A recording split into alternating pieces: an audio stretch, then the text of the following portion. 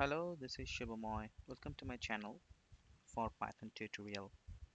So in this tutorial, I'm going to discuss about the Python features and the Python variables. In this slide, we can see some points that I have specified for Python features. The first point, it says the free open source. That means the Python is available at the market and free of cost.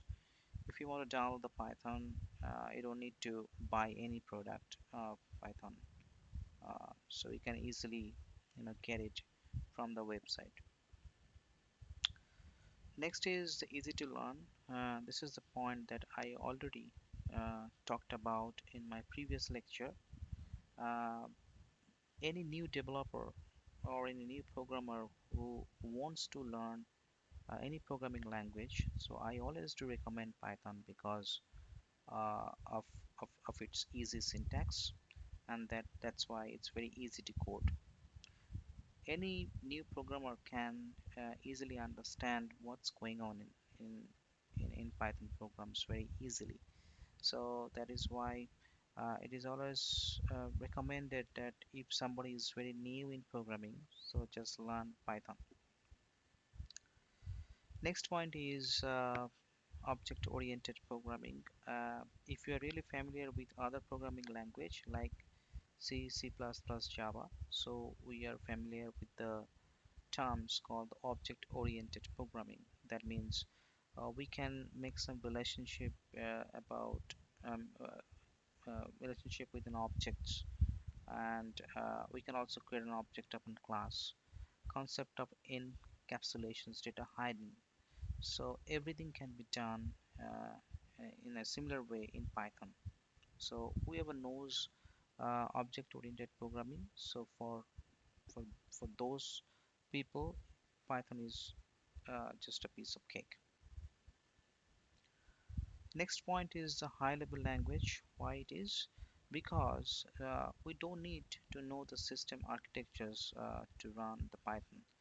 Even we don't need to manage any memory while writing a code in Python. So it will automatically be handled by the Python interpreter internally.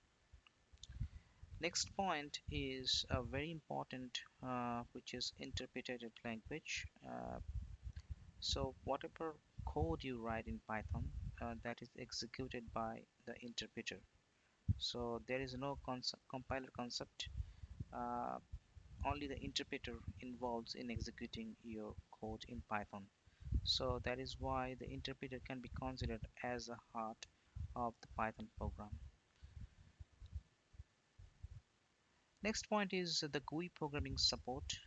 We can write a program for the GUI applications in Python also. Uh, so it can easily be done in Python. So it's pretty uh, easy to write and develop the code in Python to implement GUI applications. Next is the cross-platform language. That means the Python can be run on any different platform, such as Mac operating systems, Linux operating systems, and Windows operating system. So you just have to make sure that your code is running fine. So once it is done, you can send the code to a different environment to run without any hesitations, without any problem. So that is why the Python supports the cross-platform uh, uh, environment. So these are the main features, and apart from this one, there are another features I just want to talk about is uh, Python has a very big library to import the model. Python has many applications, web applications, Django or Pandas. For each for each applications, there is some model that we need to import from the Python library, so that can easily be downloaded using pip command. So I will talk about it regarding the pip command. So this is you know the particular command that you want to run in order to install any module that you need for your specific applications. So we can use those library for many different uh, uh, applications for development. And another thing is that Python can easily be integrated with some other language like C, C++, etc. So these are the main features that Python has. So you may find some more features also if you visit some sites. They will talk about some more features about the Python. So, but here in my tutorial, these are the main uh, Python features that I have discussed. Next point is how to run uh, your Python program. Already in the first tutorial, I showed you uh, that we can run Python code uh, in an interactive mode. So that means that you have to just call the Python interpreter, and then you will see the Python terminal where you can write your Python code. Uh, it can be a very big code also. We just write a big code there, and you can execute it there. Apart from this one, there is another way, and that is always recommended while running the code in production environment, which is creating Python script file. So first of all, that you have to create a file with an extension .py, and after that you have to write your code inside. So once this is done, you just have to pass, or you just have to call your uh, file name by calling Python interpreter. So let's see how we can create this one. uh, Suppose I'm going to create one new file which is called test.py, and there I am going to write a simple code which will do additions of two variables, like say a equal to b, sorry, a equal to 4 and b equal to 4 and c equal to a plus b. Okay, and now I'm going to print c. So we will expect the value 8 as an output after running this program. So the test.py, this is my file name. Now I'm going to call this interpreter Python and my file name, which is test.py. Now you'll see the output 8. It says no such file. Okay, the file name is wrong. That is why you get this message. Now run it and you'll see the result 8 as an output. So this is another way you can run your Python program. Okay. Now the next point uh, is the variables. As we know, the variable is a container. It actually holds the value in memory. So whenever we need to use the value in our code, we just call the variable. But in Python, the good thing is you don't need to declare any data type while assigning any value to a variable, because the Python interpreter is very smart enough to identify what data type it is and what is my variable name. So in other language like C, C++, Java, uh, we we know that we have to first declare the variable along with the data type, and after that we'll do the initializations with a value. So this is a two-step process, but here in Python it is just a one-step process. You just declare uh, the name of your variable, and with an equal sign you can assign the value to a variable. So in Python it's pretty much handy, and interpreter will you know identify what is my data type which is going to be assigned to a variable.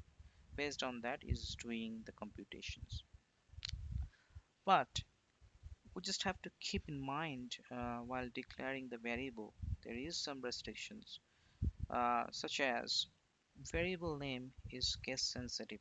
So you may have the same variable name, like say name, but in a smaller case.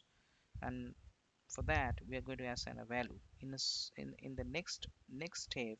You can use the same name, like say the variable name, but in a upper format, and after that you're going to assign the value. So that means, as this is case sensitive, the interpreter will create two different variables for that, even if the name is same. So we'll see whatever I just told. I just want to verify whether I'm getting or not. Let's say first name. Okay, let's say the name. Okay, name is a variable name where I'm putting the value, assigning the value Shiva. And there is another one which is lowercase variable. And now let me just call the variable upper one, which shows the value called Shiva. And if we call the lower one, sorry, name, let's go HIHI. So as you see that name and the name is same, but only the case is different. One is upper, one is a lower one. That is why the interpreter is going to create the two different variables in Python. So that is why in the restriction it says that variable name is case sensitive. Next is no keyword match while declaring variables. There is some keyword that is used by the interpreter, so it cannot use that name for your variable. Like say we use the for loop, we cannot use for as a variable name. If you use that, you will have an error message. Okay, because for is a keyword you cannot use for your variable name. So this is our restrictions. We cannot use any keyword while declaring variables. Next is it can be alphanumeric. That means the variable name can be a combinations of characters and the digit. So if we have the variable like subo 008, and now I'm going to declare a value. So this is alphanumeric variable. Okay? So we can declare like this in Python. Variable name can be started with an underscore or alphabet. Already we see, that we can easily declare a variable with an alphabet. Now let's declare one variable with underscore and see whether it is working or not. Like say underscore user semicolon, and then I'm call the variable starts with an underscore, and we see the value Shubo. So the variable name can be started with any alphanumeric characters or any alphabet or with an underscore. The last point is it must not contain any special characters like ampersand, dollar sign, exclamations. Okay, so if you create any variable like say name is a special characters, and now assign the value, you will have an error message. So that means you cannot declare any variable within special characters. Sorry.